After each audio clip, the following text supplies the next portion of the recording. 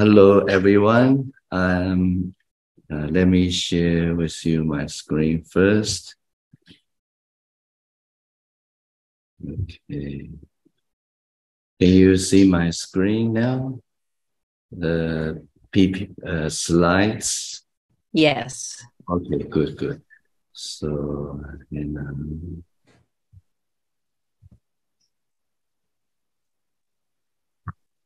okay. Good morning and good evening, everyone. Take your pick depending on where you are at the moment.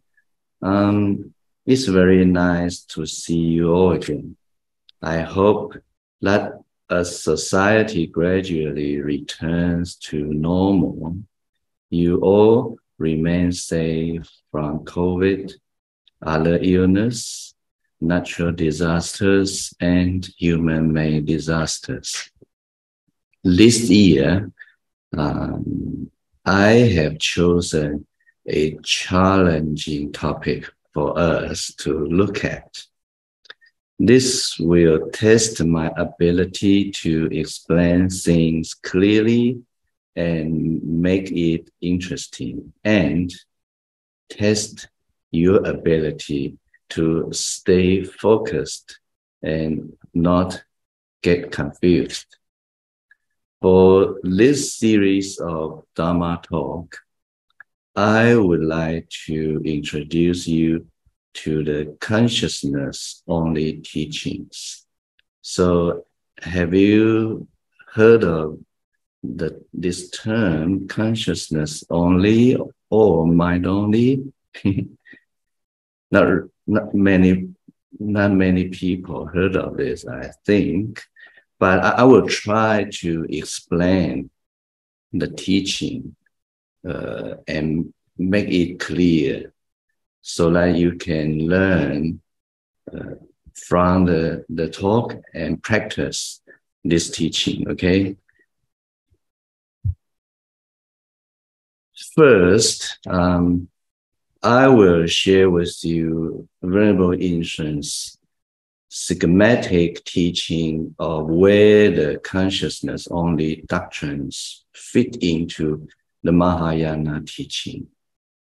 To understand this, we will look at Indian Buddhism's historical timeline, as well as covering a brief outline of the three major systems of thought. The second half of the talk will walk through some key principles and aspects of consciousness-only teachings, which is where the challenge starts to happen. For those of you who have read some consciousness-only material, you will be aware that it is like the Abhidharma because there are many technical terms and concepts. At some Buddhist colleges, the students spend first year learning about the different technical terms and then slowly introduced to the sutras and the doctrines. I will not go through these technical terms much. Rather, I hope to give you a sound overview of key concepts so that you can have a good basis to support your further study of the consciousness-only teachings. If you choose to challenge yourself. Okay, let's start with a little history lesson.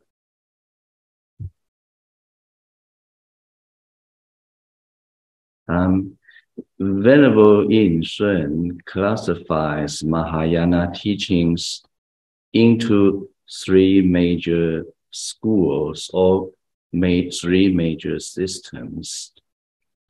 They are the Madhyamaka or middle way school, Yogacara or consciousness only school, and the Tathagata Garbha school.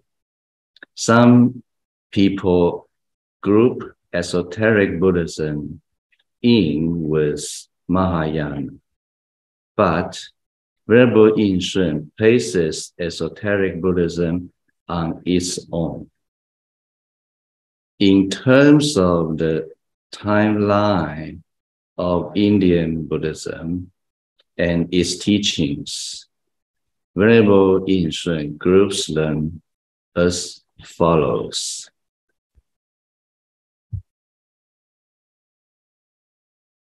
So you can see the table on the screen. From the time of Buddha's life to before the emergence of Mahayana, this is the period of early Buddhism, which spans around 400 to 500 years, from the 5th to the 1st century BCE. This period was when the Shravaka Yana practices was dominant and includes the period of sectarian Buddhism, when the Sangha began to split into various Buddhist schools as views on the precepts and the doctrines began to diverge after Buddha's parinirvana. So this period we normally call sectarian Buddhism, or the period of Buddhist schools. So many different sort of Shravakayana schools.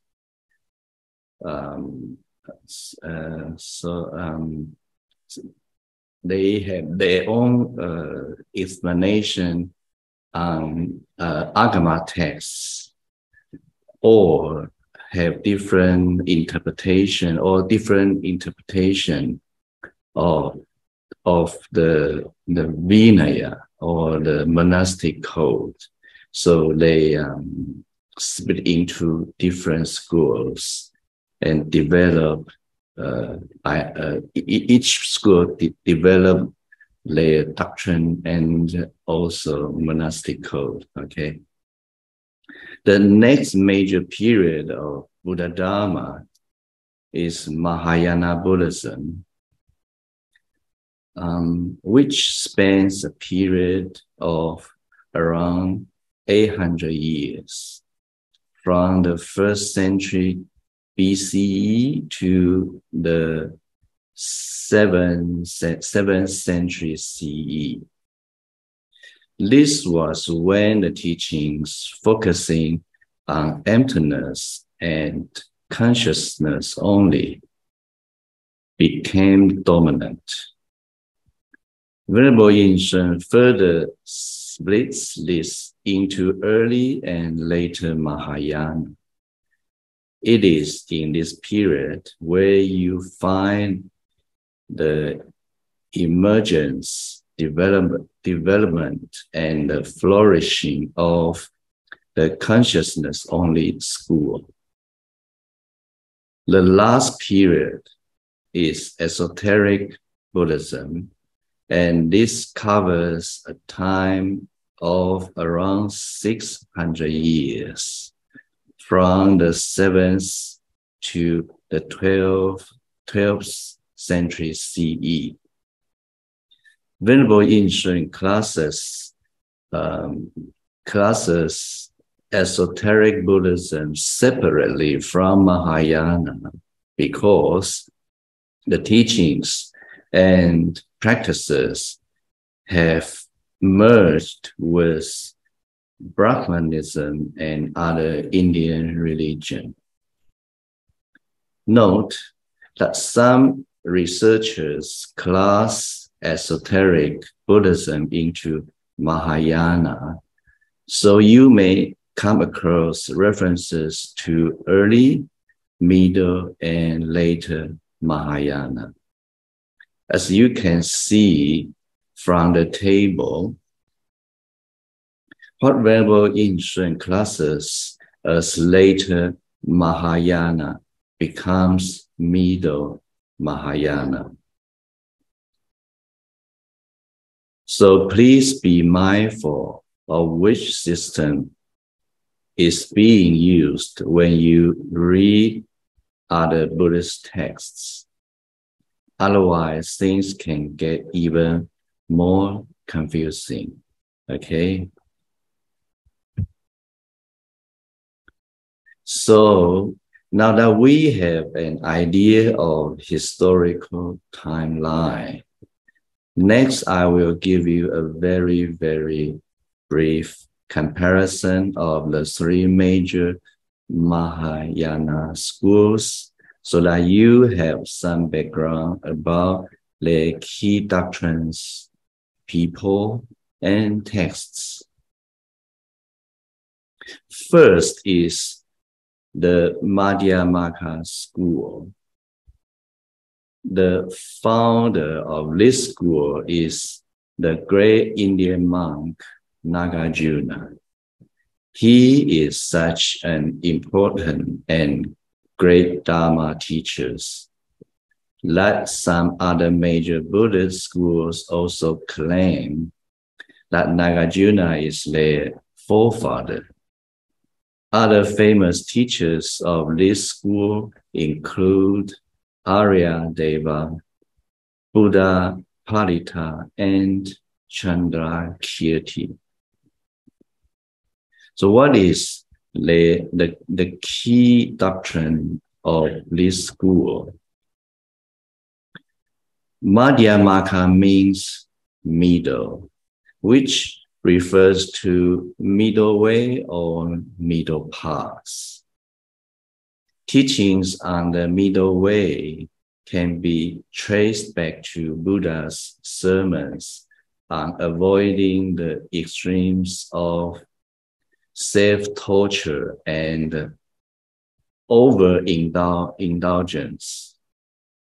In terms of their key doctrines, the focus is on the truth of emptiness, no inherent nature, and no self. That means everything arises from causes and conditions. All these doctrines are emptiness, conditional existence, and no self can also be traced back to the Buddha's teachings in the Agama texts. Based on the Madhyamaka doctrines, if you want a certain result, you make use of the right causes and conditions. But it doesn't comment on where these causes and conditions come from and where they abide. So it is this silence on the source of these causes and conditions that lead to further explanations by the Yogacara and Tathagata schools. So what is the representative sutras of this school? The Madhyamaka school. The sutras and treatises that belongs to this system of teaching include the many Prajaparamita sutras Nagarjuna's commentaries on the Prajnaparamita Sutras, such as the Mula Madhyamaka Karika, and subsequent masters' teachings and explanations on the Prajnaparamita Sutras and Nagarjuna's commentaries. So what is the key practices of this school? One key practice is to observe conditional existence in everything we experience to confirm the doctrine.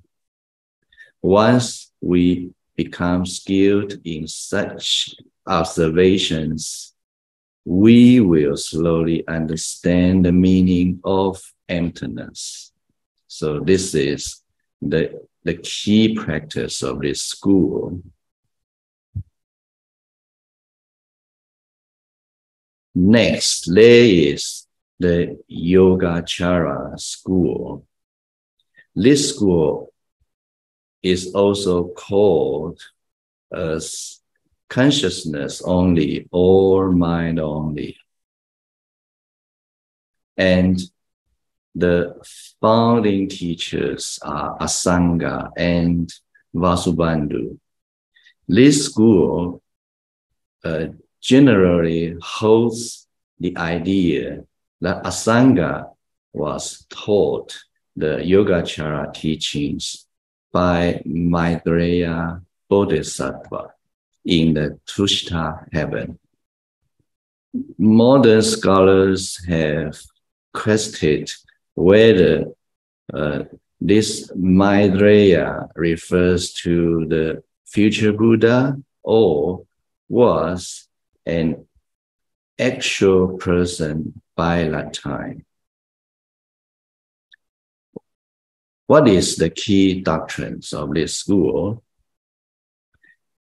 The key Yogacara concepts include the notions of only cognition or consciousness only. The Sanskrit term is Vijñāti Madra. And also include the key concept also include the three intrinsic natures, which are used to categorize phenomena and the truth. These three are delusional phenomena of erroneous attachment, phenomena dependent on causes and conditions, state of accomplishment of perfection. So these are the three intrinsic natures. Okay. A strong focus of this school is explaining the process of cognition. Through understanding how we cognize things in detail, then we can overcome ignorance. This focus on cognition also marks the consciousness-only basis of this school. And so they also have the teaching that external objects do not exist. So let me give you a short explanation of this idea. So when the doctrine say consciousness only or mind only, it means what we perceive is just the projection of our mind. or consciousness. So for ordinary people, we can't see the truth or the true situation of this world. So what we perceive is full of errors. Okay, so what we seen or what we have seen or what we have heard are just the projection of our mind. So different people, when face the same situation or phenomena, they have different perception. Okay, and so the meaning of external objects do not exist. It means the everything that exists is our projection, is the projection of our consciousness. Okay, so it's not real things outside the consciousness. So what we perceive that is the things exist. So the thing exists is the projection of our consciousness. So it's not really real substance exists outside our consciousness. So I hope you can catch the point from my brief explanation. Okay, it's hard, but when you some examples are given in the text. For example, when we see the water is water, right? But for fish, water is their world.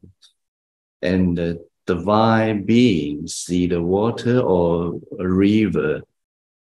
The river is something else. What they perceive is different human perceive. Okay, so if what we perceive is real things exist outside our consciousness, how come is the perception are different? So it means it's just the projection of consciousness. Okay, so let's go further to move on to the other important concepts. Okay, the other important concepts introduced by the Yogacara school include the alaya vijnana. What does this mean? It means warehouse consciousness. Vijnana means consciousness, and alaya can have many different meanings. And one of the meaning is warehouse. So alaya contain numerous seeds. It's not really a seed. The seed is a simile. So this world, everything exists. Or for example, our body is the manifestation of these seeds. So seed is the meaning, refers to something potential. Okay, so it's not really manifests. Okay, so warehouse contain many seeds. Okay, consciousness seeds. Okay, conscious seeds. Okay. And the theory of 8 consciousnesses. Okay. The term alaya, or warehouse of seeds, is the countermeasure to try and explain where causes and conditions originate from and how they support conditional existence. So it's maybe not easy to understand now, but you will understand more and become clear about the doctrine or the practice of this school. Okay. So what are the representative sutras or texts of this school? Many of the founding teachings are said to come from a Sangha, who in turn was taught these teachings by Maitreya. Other key teachings come from Vasubandhu. Examples of some important texts belonging to the Yogacara school include the Sandhi Nirmochana Sutra, which means elucidating the hidden connections. The other text is Yogacara Bhumi, the stages of yoga practice. The 30 verses on consciousness only. The treatise in 20 verses on consciousness only. So these are the representative texts of Yogacara school. So what are the key practice of this school? Because the focus of this school revolves around the mind and how it perceives things, they practice and to correct erroneous perceptions. When our perceptions are wrong, we become deluded. We become ordinary being, caught in cyclic existence. When our perceptions are correct, we see the truth and are liberated. This transformation is explained in the theory of the 8 consciousnesses, which is like a chemical reaction to change the substance of each defiled consciousness into wisdom.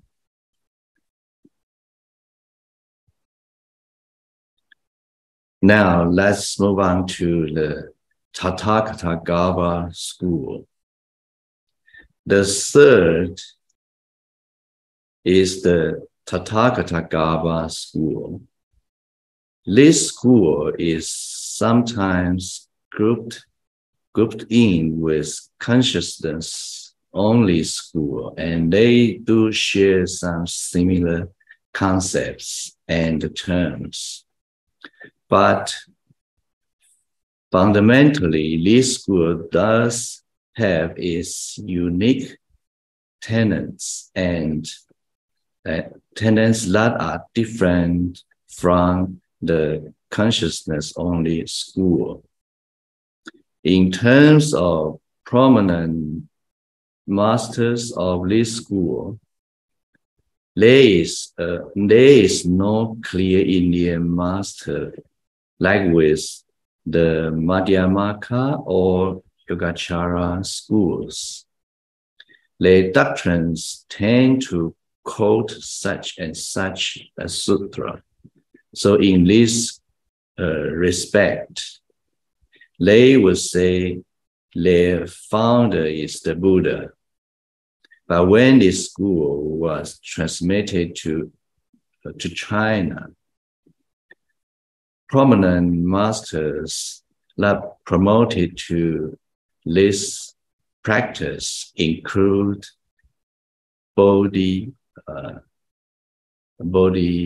Dharma. So it's the first is the founder of the Chinese school. Okay, Bodhidharma.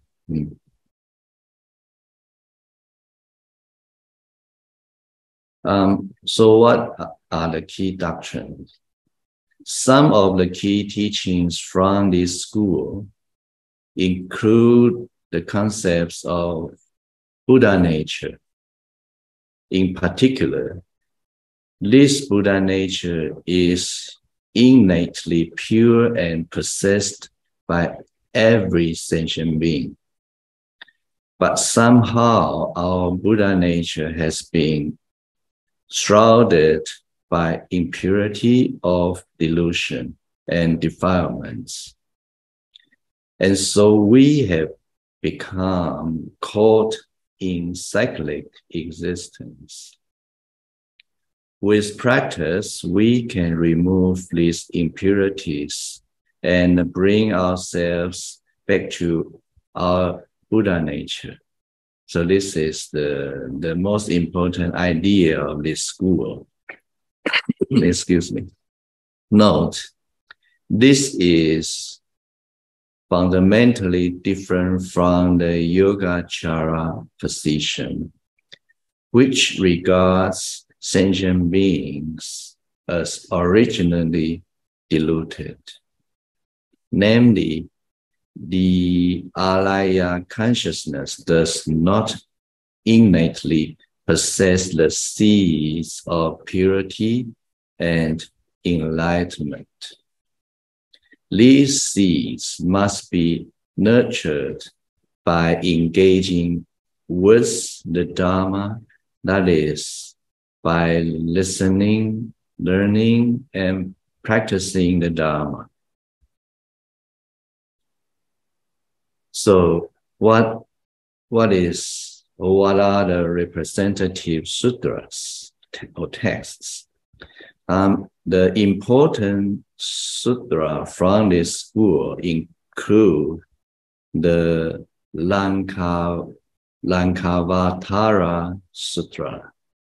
So this is the text that the Chan master Bodhidharma used to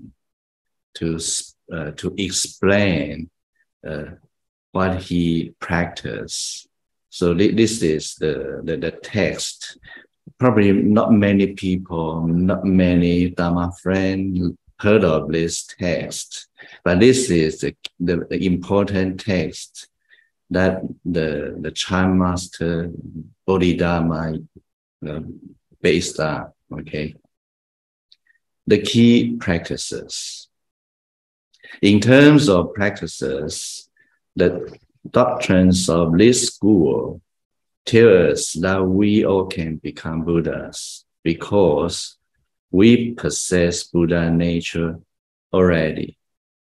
Given that defilements are external coverings, their practices aim to remove this impurity that shroud our pure Buddha nature. A bit like washing away dirt. Meditation is an important component of this school. Some famous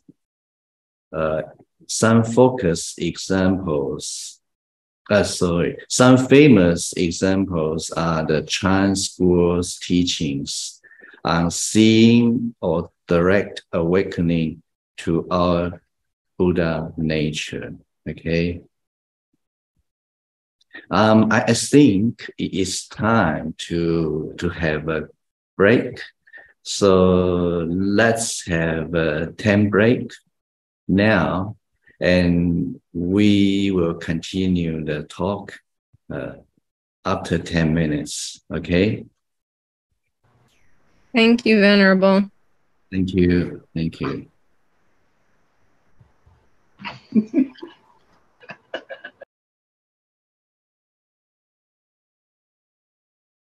So, all clear so far?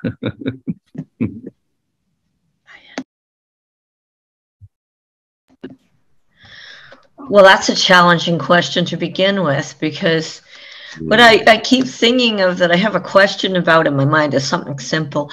Actually, that I thought about the fact that you have to let the dust settle, but that made me think that the process of wiping away, the dirt or whatever isn't necessarily just about the dirt. It's about what's left over afterwards. And each time, you don't know, there could still be more defilements. Okay. Yeah. Yeah. But and then, does that make any sense at all? I think you just don't worry too much about this defilement. You just remember it's not concrete, okay? It will change.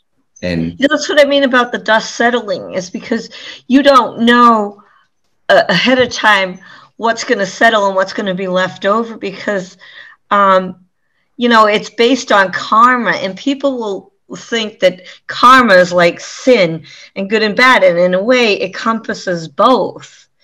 And and I don't want to think about it too much more than that. No need. I know that seems like a complicated. Happy things. Yogacara sounds a lot like original sin in its belief that all sentient beings are contaminated with defilement, and almost a denial of the possibility of Buddhahood as a result. It's not really karma. It's not really the original thing. It's something like, how can I say?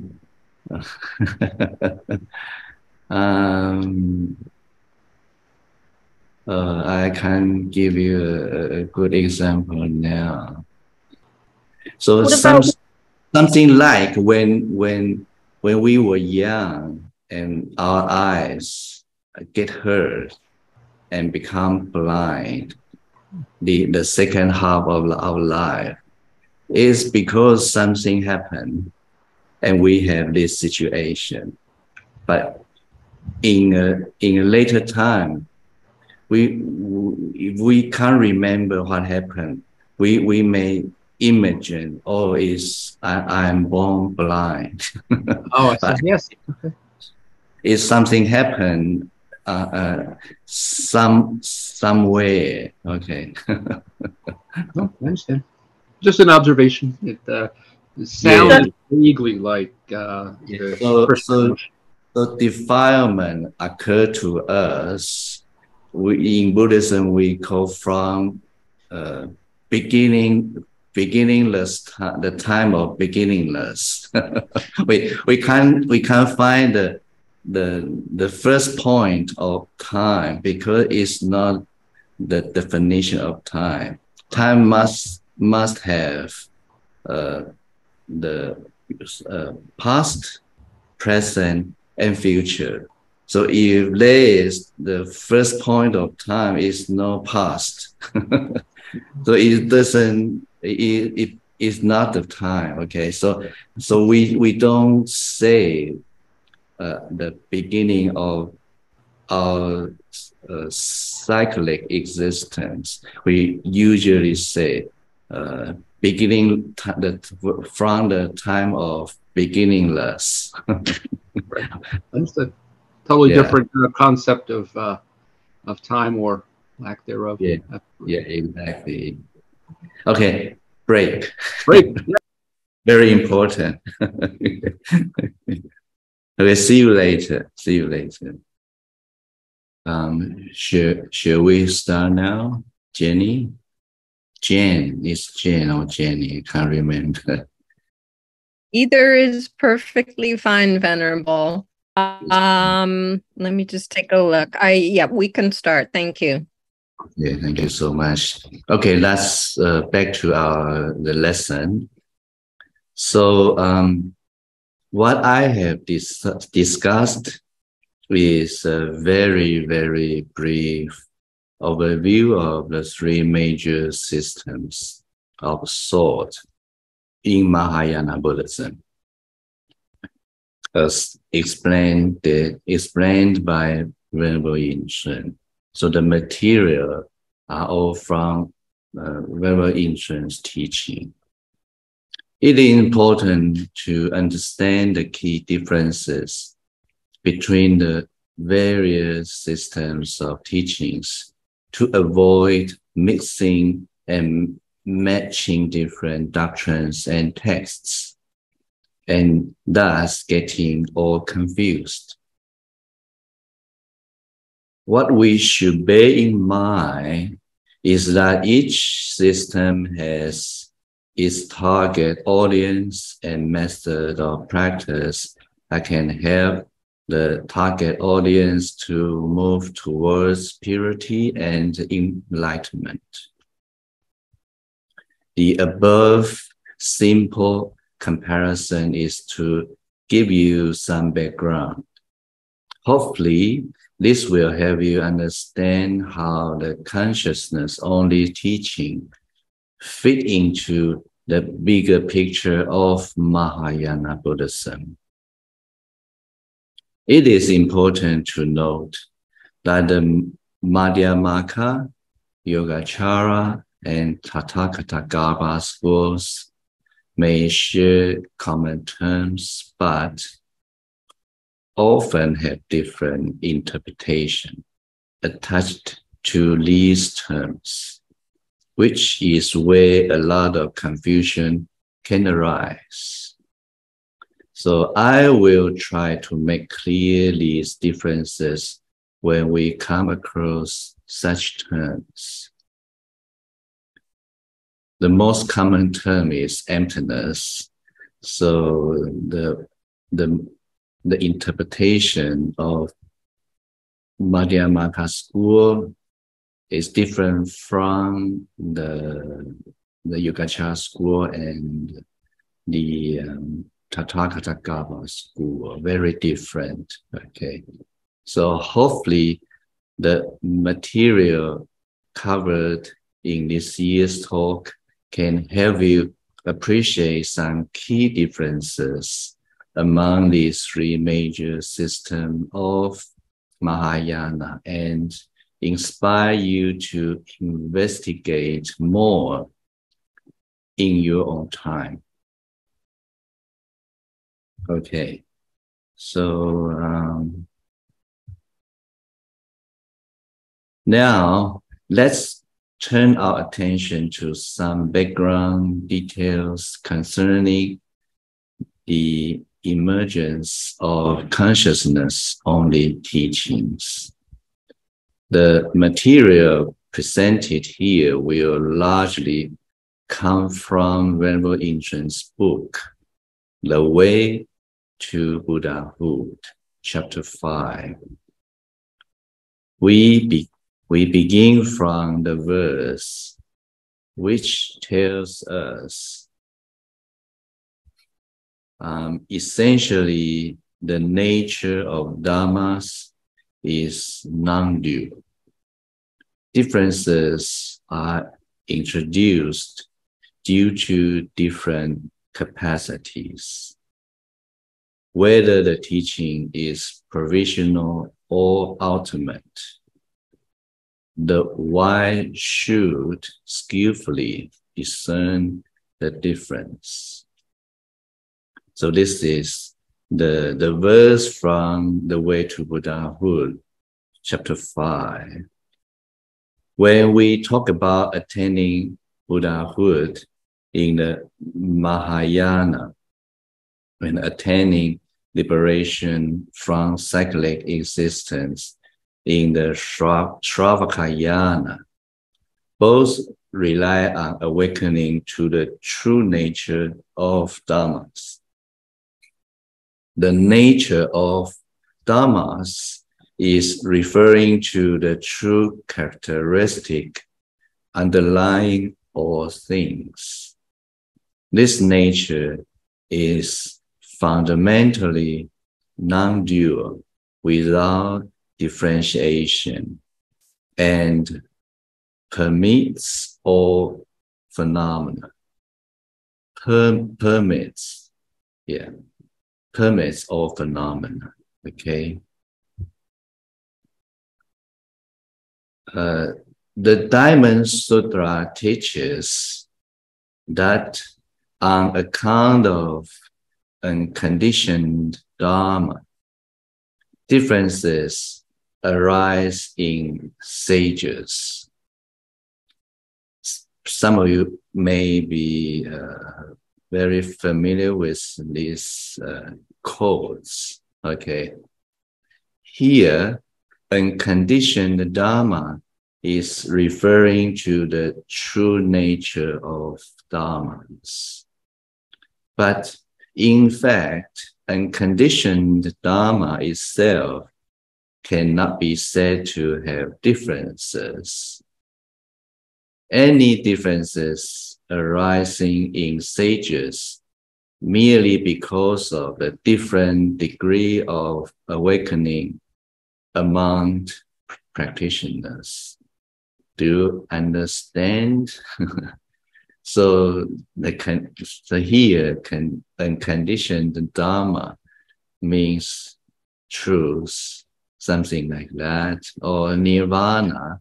This is from the perspective of experience, experience when we realize the truth. Okay, so many different terms to describe the same situation. So unconditioned Dharma means truth. Okay. So the Diamond Sutra, although the Diamond Sutra says on account of unconditioned Dharma, differences arise in sages, it doesn't mean unconditioned Dharma has any differences. This quotation means different practitioners have different degree of awakening to the truth. So they are different. So this is just like space itself cannot be differentiated, but due to different shape of vessels, we may talk about square spaces, round spaces, and so forth. The Buddha awakened to the nature of Dharmas through contemplating dependent co-arising. So he basically used the doctrine of dependent co-arising to explain the nature of Dharmas to us. Although the true nature of Dharmas fundamentally has no differences, when catering to the audience spiritual capacities, different teachings are employed. So basically, Buddha used the teaching of dependent co-arising, but this doctrine may not easy to understand. So sometimes Buddha used different approaches to teach different sentient beings. Okay. The true nature of dharmas is very profound. If only the meaning is taught, then certainly some people who cannot accept it will even slander and criticize the teaching.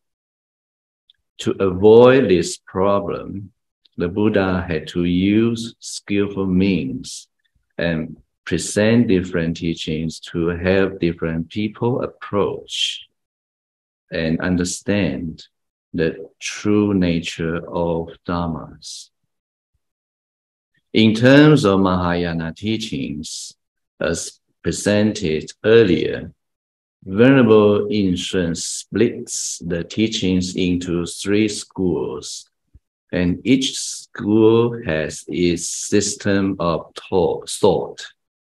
Based on the key tenets of each system of thought, Venerable Yin-Shun ascribes the following names. The Madhyamaka school corresponds to the system of dependent designation that are empty in nature. Very long. The title or the term, technical term is quite long, isn't it? And the second, the consciousness-only school corresponds to the system of mere consciousness, that is illusion. And the Tathagata Garbha school corresponds to the system of mere mind, that is true and permanent. So Venerable Yin-Shun has its own technique term to describe the 3 systems of Mahayana practices or Mahayana doctrine. Okay. Venerable Taishi also has its own way to categorize the Mahayana teachings. He categorizes the Mahayana teachings into the following systems. The first is attaining wisdom of emptiness through insight into nature of dharmas. The second is realizing mere consciousness through insight into characteristics of dharmas. The third is attaining perfect realization through insight into realm of dharmas. Although the names of these 2 sets of categorizations appear different, the contents are largely the same. The traditional,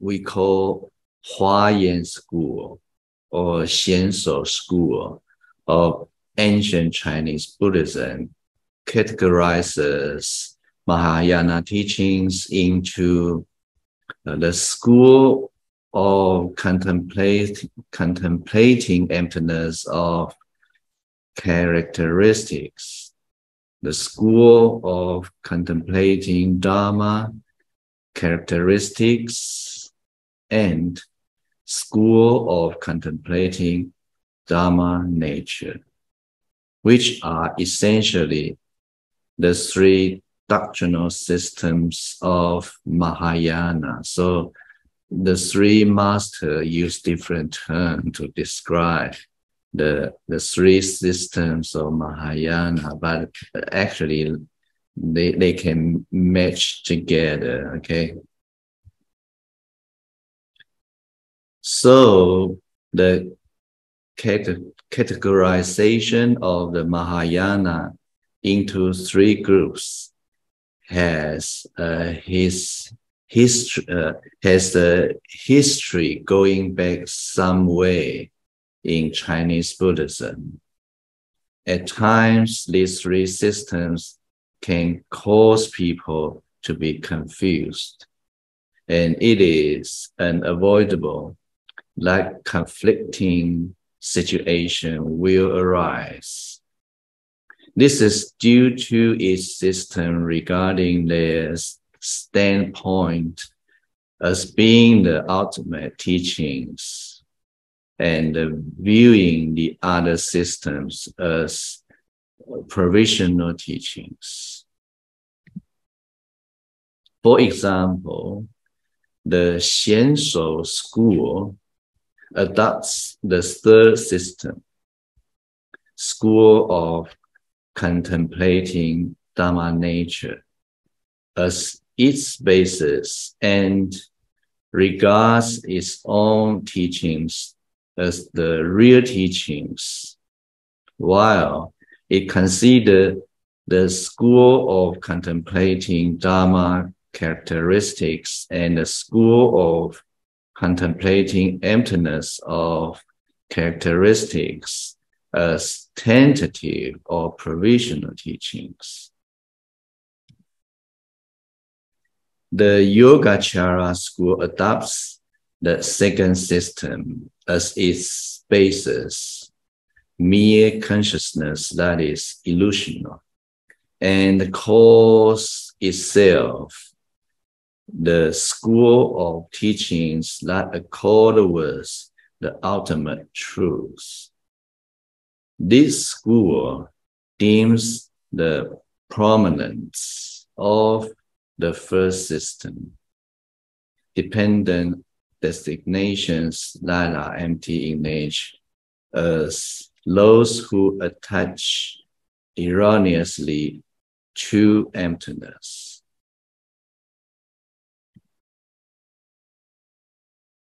The Sanlun school, or as we mentioned earlier, the Madhyamaka school, which bases its doctrines on the first system, dependent designations that are empty in nature, calls itself the great vehicle of non-attachment, and inevitably also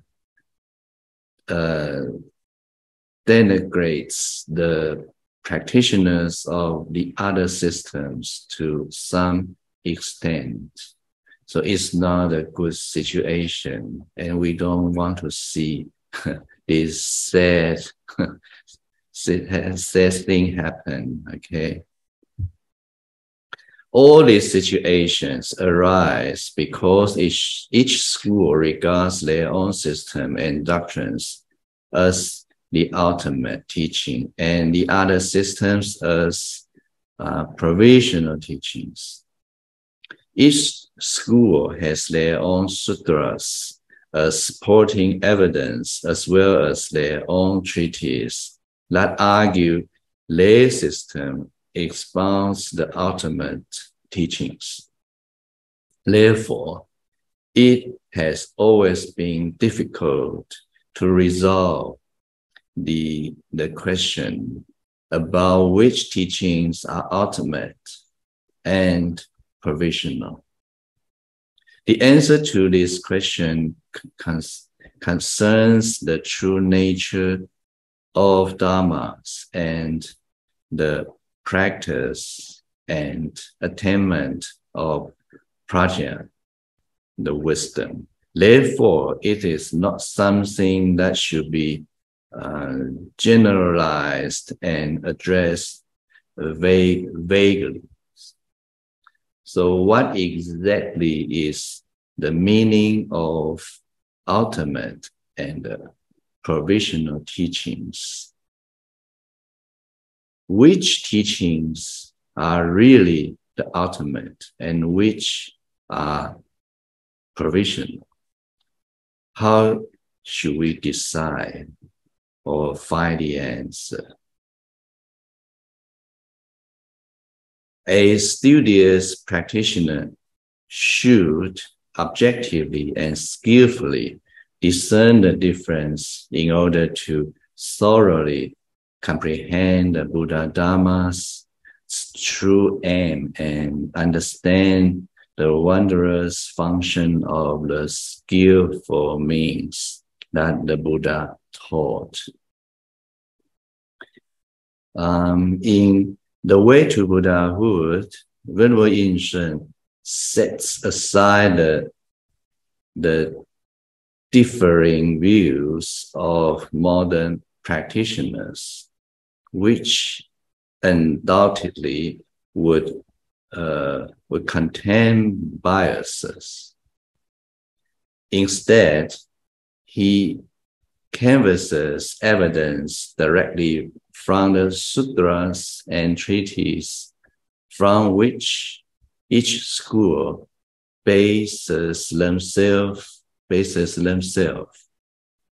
Although this approach may not appease all readers, but at least it offers an objective approach and avoids the problem of personal bias. Okay. First, it is important to point out that the Mahayana doctrines and the Shravakayana doctrines all aim to provide an explanation for all dharmas.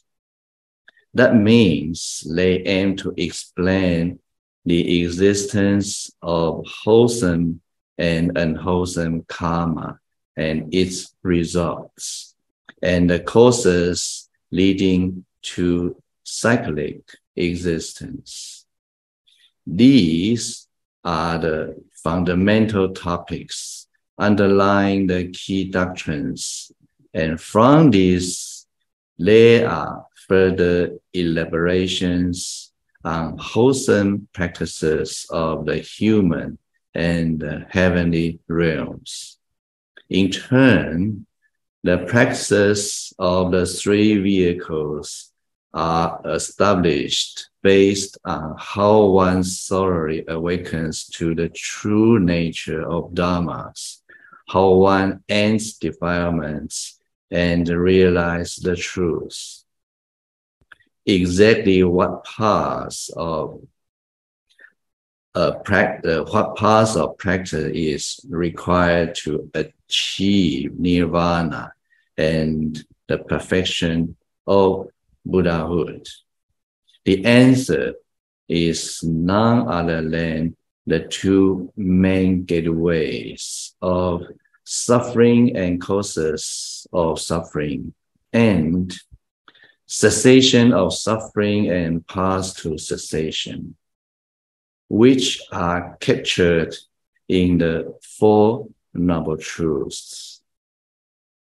The fundamental doctrines are not something many ordinary people can perfectly and thoroughly comprehend, but anyone who truly wants to propagate the Mahayana teachings must never lose sight of these underlying issues concerning the explanation of all dharmas. Based on the teachings and proof provided in the sutras and treatises, the differences between the three systems of thought in the Mahayana teachings largely rests on the differences in approach to establishing all dharma. This is a key point of differences. The most fundamental of these dharmas is how to establish and explain karma and its results. Here, we will use the definition found in Akshaya Akshayamati Sutra, okay, to define the ultimate and the provisional teaching. The Akshayamati Sutra says, teachings that explain worldly phenomena are provisional sutra, while those that explain transcendental phenomena are ultimate sutras. This means teachings that explain notional concepts communicated through language are sutras containing provisional teachings, while sutras that explain the profound and that which is hard to fathom are sutras containing ultimate teachings. For example, teachings that talk about existence of an intrinsic nature or provisional teachings, while those that expound no self, emptiness, and non-arising are ultimate teachings. This definition is consistent with the teachings in the Sutra on the King of Samadhi and other similar sutras. So what is ultimate? So what is provisional? It depends on how teaching explain the situation we come across. Okay. Under this definition, the Prajnaparamita Sutra, Mula, Madhya, Makha, Karika, and other such canonical texts that extensively expound teachings on no intrinsic self, emptiness, no arising or cessation, and so on, are all ultimate teachings. This definition defines the ultimate and the most thorough teachings based on doctrinal content. Following this definition of what is an ultimate teaching, all phenomena concerning I and dharmas are worldly. They are notional concepts. Under this definition, teachings about cyclic existence arising from karma and its results and the fruition of the three vehicles, all this dharma or phenomena are established as temporary existence. That is, they are merely dependent designation and conventional constructs. These phenomena are notional existence based on language so that we can communicate these concepts. If these phenomena are investigated from the aspect of transcendental insight, they all are without an intrinsic nature. The Prajnaparamita Sutra says, because there is worldly language, therefore there exists the Srotapanas and all the way up to the Arahats, Pratyeka Buddhas, and all Buddhas.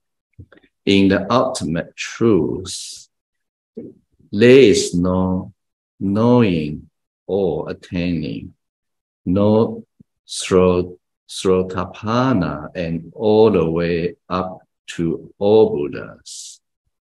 The differences among the 6 realms are also due to worldly language, and these are not taught based on the ultimate truth. Within the ultimate truth, there is no karma and no results. Okay.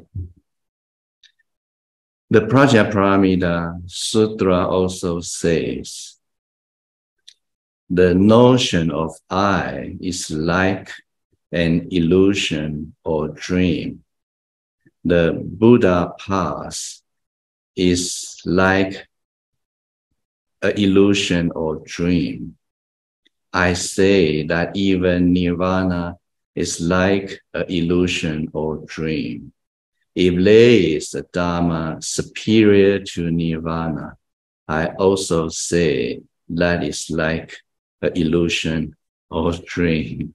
Okay, so this is the teaching from Prajnaparamita Sutta, but it has a special meaning. Maybe some of you may feel, oh, it's quite different from what I have learned from other venerables.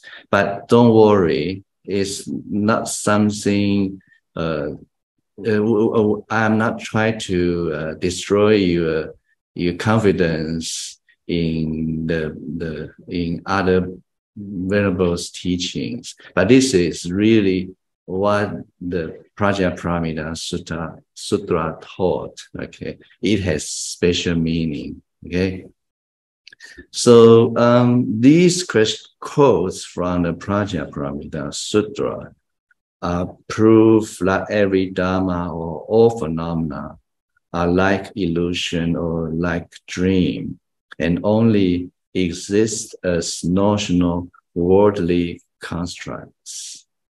The practitioners of Madhyamaka school who can thoroughly comprehend this profound insight of empty in nature with notional designation regard all forms and mental activities, purity and impurity, worldly and world transcending dharmas as worldly notional concepts.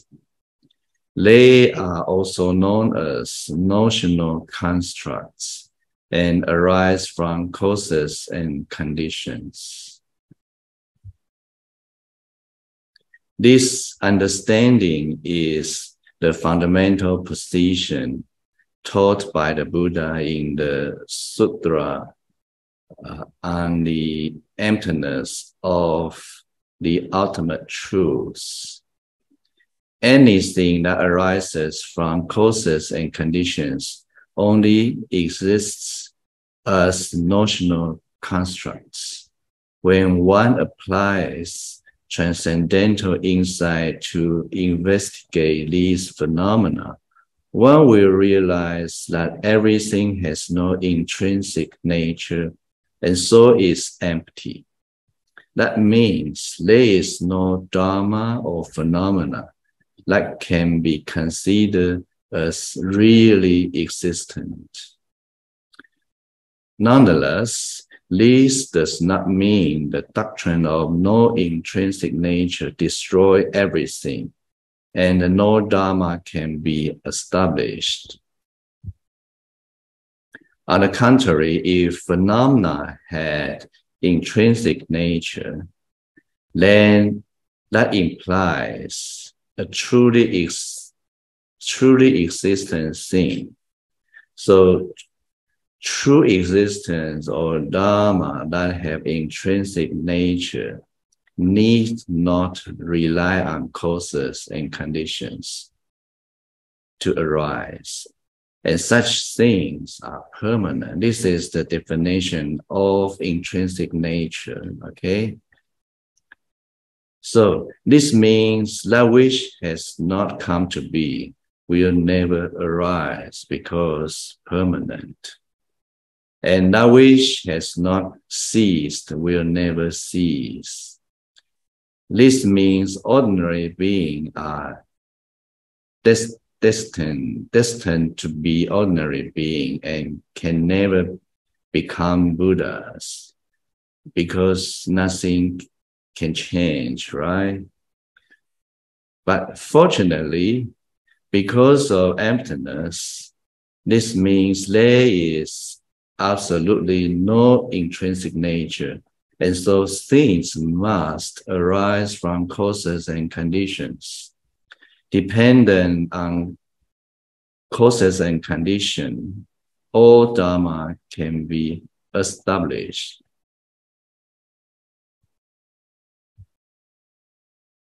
In terms of spiritual practice, this means that those who undertake wholesome deeds will receive pleasant results, while those who undertake unwholesome deeds will have to bear unpleasant results. Similarly, those who are ignorant of the truth will remain caught in cyclic existence, while those who awaken to the truth will gain liberation. Moreover, through contemplating the nature of emptiness or dependent arising to investigate all phenomena can allow us to let go of attachment to life and death, and also avoid clinging to nirvana. In this way, we can extensively undertake the bodhisattva practices and attain Buddhahood. Okay, so I think I have covered quite a lot of the ideas about ultimate truth or ultimate teaching. Okay, so you must have a lot of questions. So I think it's a good time to stop the talk and leave some time for you to ask questions. Okay.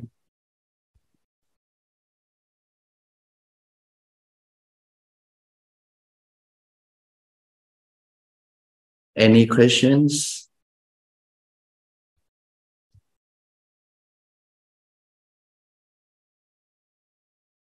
If you have questions, please feel free to ask. Okay. So, I think it's so. Justin, you have question. You look worried. No, I just heard a noise and I thought it was my dog running outside, and I realized that it was somebody else's dogs.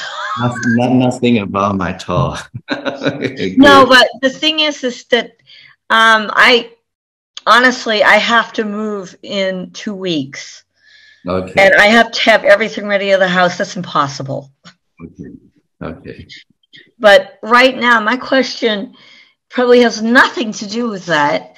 I'm still going to be concentrating on my thought that we don't really, that the idea of illusion always, well, I always use the allegory of the cave in Greek mythologies or stories or whatever, but like because of the way we have certain senses that we are seeing through our colored vision in that way, for example, or whatever, that our perception is based on that, and this is also related to dependent co-arising. However, that is a complicated construct, as you say. Yeah. You know what I mean? And I think part of it too is that we have to keep with that reality, or else we can't go back to understanding that it isn't, in a way, reality. If we look at the explanation from Buddhism, does that make any sense? You mean what? The experience we have is quite different from what the Buddha taught, you mean? Well, that's part of it, but I think it's more to do with the fact that, as I said, our sense organs or whatever, we're influenced by that. But the thing is that we still have to go back to the fact that life's an illusion. But I mean, we're not talking about from a consciousness only aspect, because it's not a full explanation in the sense that it's like the main line of what Mahayana, and I forgot the word for it, as opposed to being something that makes sense. It doesn't totally make sense. It's kind of biased. Am I right? Yeah, Yeah. sort of. Yeah. Yeah, I'm not explaining it very well. I'm sorry. But what I mean, you know. Some of the good points, yeah. But it's hard to explain, because when we touch the desk or touch the wall, it's quite concrete, isn't it? We can't believe just the projection of our consciousness, But actually, it's an illusion. Our sense of touch, as the sense, what we experience is full of illusion. It's not real, because we think what we experience are real. What does it mean, real? It means permanent. Permanent, yeah, like this without any causes and conditions. Yes. Right? So nothing like this, everything exists must base, how can I say, everything exists relying on causes and conditions. So, that's the true situation. So when the conditions and cause and condition change, the existence thing change. It even cease. You know what I mean? Nothing is permanent. It just that the teaching just remind us, don't regard thing as intrinsic entity or intrinsic nature, which cause our attachment to things. If we see everything like the bubble, we don't catch the bubble because it's disappear quickly, isn't it? So we don't have attachment to the bubble. So that's the key point. Okay. So nothing is real means nothing is permanent without without causes and conditions to exist. Everything must rely on causes and conditions. Yeah, well, see, that's what I was thinking about our brain. It works a certain way as a result of those things, and those things work a certain way because of the brain. But we are not always going to exist. Our brain is going to change. Our senses and our abilities change. Therefore, nothing is permanent in that sense. Really? Yeah, well, I studied psychology, and even though I was taught all these things, I started to notice that as we get older, we change.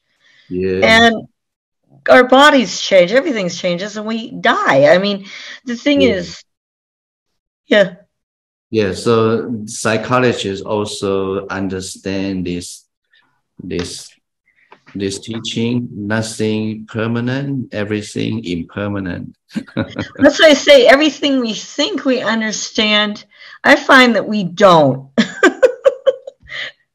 Really. Well, because we think things are supposed to be, you know, compartmentalized a certain way, but then life doesn't necessarily occur in that way. Things change. You know? Yes. So Yeah. yeah, I actually, although some sort of philosopher also point out this true the meaning of everything is impermanent, but they imagine something behind everything is permanent. That's the problem.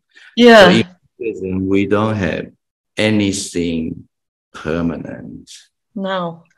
So that's the key idea of the teaching of Madhyamaka or consciousness only or Tathagata Gaba school. Yeah, they both all these systems teach us nothing is real. Yeah. So we should not have attachment to the things we face. Mm-hmm. Okay, so the point, all the teaching direct us to this point, so that we can destroy our attachment, and then we can see the truth. So although the wording different, That's exactly. Yeah, but the purpose are the same. Okay. The purpose. Oh, now you mentioned that. Okay. Okay. Any question? Other questions? Well, it's just that destroying attachment is that we realize that no matter what, in the end, we're wasting money if in the end we don't have attachment. I'm just using that as an example. When we do things, we think we need or know, we don't necessarily always need later. I don't know how, if you understand what I'm saying. Yeah, but basically we need to, how can I say, to cut off our attachment gradually. Now we have some needs. We still need something to survive. Okay, that's fine. Don't worry. Yeah. But if you want to be liberated, fully liberated, no attachment. Okay. Fully liberated. Oh, wow. That's a tough one. We'll all find that challenge. That's what you meant by this class was challenging. You're far away, but it's possible anyway. Okay. You're funny. Yeah. Any other question from other Dharma friends? No.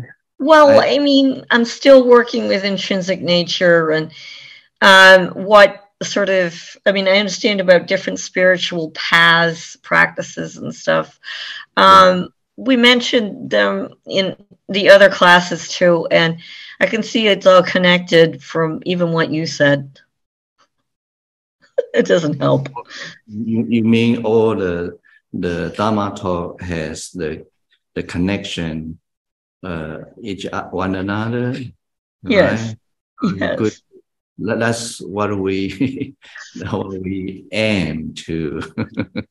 Okay. Now, the way you can keep this all together, I'm impressed with. Okay. Yeah. Well, because you have it, you manage to keep it in front of you. You know, it's not like when your digital data on your phone is all messed up or something. You know, sometimes that's the difference between a machine and a brain. Anyway. Yeah, just keeps life easy. Yeah. Thank you. Thank you, Venerable, for taking the questions. Thank you so much Thank you, and I hope you can understand some of the talk, the content of the talk, Thank you. and gain some benefits and some energy to move forward on the Buddha path. Okay, I will see you tomorrow.